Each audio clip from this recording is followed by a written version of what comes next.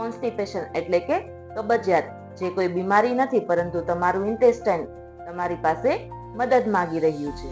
તમારા આંતરડા સુસ્ત નથી, પરંતુ એ થાકી ગયા છે.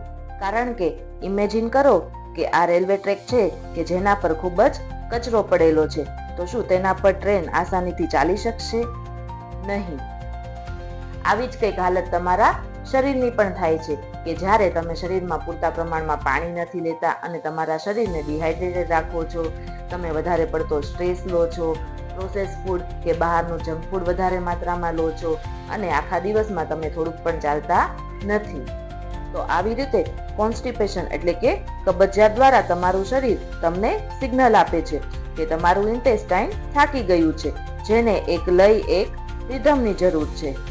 તેથી સવારમાં જાગીને 1 ગ્લાસ ગરમ પાણી પીવું, 30 મિનિટ યોગા પ્રાણાયામ કરવા, 1 કલાક ચાલવું અને ફાઈબરયુક્ત આહાર લેવાથી તમને ક્યારેય પણ લેક્ઝેટિવની જરૂર નહીં પડે.